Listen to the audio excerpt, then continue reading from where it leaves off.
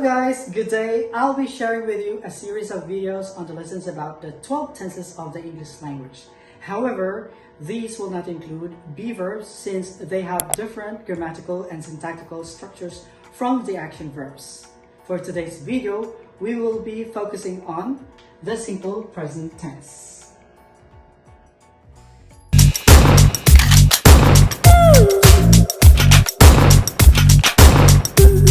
Eric teaches. Hello guys, good day. I'll be sharing with you a series of videos on the lessons about the 12 tenses of the English language. However, these will not include be verbs since they have different grammatical and syntactical structures from the action verbs. For today's video, we will be focusing on the simple present tense. First and foremost, let's talk about the uses of simple present tense, which are first, to express general truth, and second, to state something that regularly or habitually happens. When you express general truth, it means that it is a fact which is always true and never otherwise. For example, the sun rises in the east. It means that the sun always rises in the east and never any other directions. When you state something that regularly or habitually happens, it means that you're stating something that happens on a regular basis. For example, every day, every month, every year. As you can see in this example, he takes a shower every day. It means that he does this action, taking a shower, on a regular basis, which is every day. Now let's proceed to how to make affirmative statement. In making affirmative statement, it is imperative to know what is singular subject and what is plural subject, because your verb depends on your subject.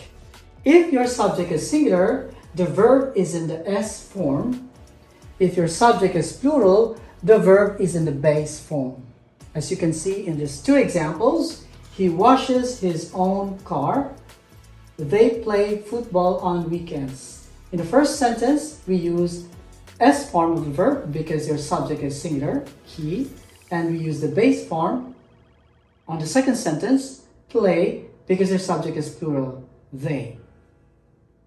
Now let's move to how to make negative statement. Just like in making affirmative statement, when you make negative statement, you also have to consider whether your subject is singular or plural, because your auxiliary verb depends on your subject. If your subject is singular, you're going to use doesn't, and the main verb is in the base form. If your subject is plural, you're going to use don't, and your main verb is in the base form.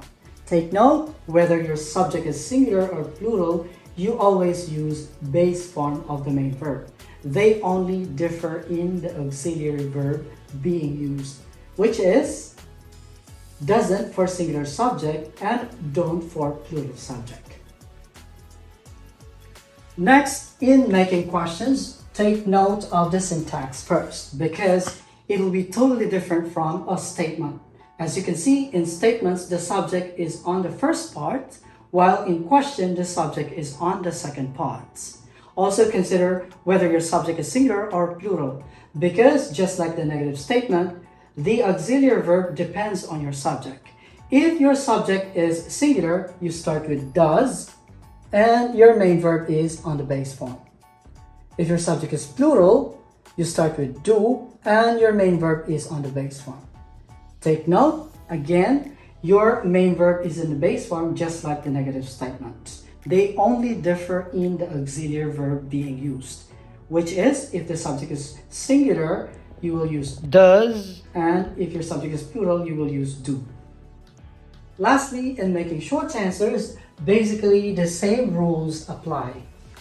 You still have to consider whether the subject is singular or plural and what auxiliary verb to use. Now, there are two types of short answers, the yes and the no. If your subject is singular, for a yes answer, you will use does, and for a no answer, you will use doesn't. If your subject is plural, for a yes answer, you will use do, and for a no, you will use don't. Now, let's talk about capitalization and punctuations. As you can see, they all start with capital letters. In statements, they all end in full stops, while in question, they all end in question marks. And in short answers, yes or no is followed by a comma, as you can see, and they all end in full stop. I, by the way, is always capitalized. And just like what they always say, there's always an exception to the rule. And the subject I is an exception here. In making affirmative statement, when you use I as the subject, you will use the base form, just like the subject they here. In making negative statement, you will use don't, just like the subject we here. In making questions, you will use do, just like the subject you. And in making short answers, you will use do for yes answer and don't for no answer, just like the subject they. I hope you learned about simple present tense. Watch out for the next video about simple past tense.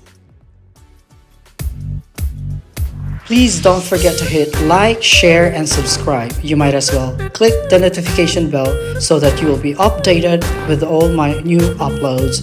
Thank you so much.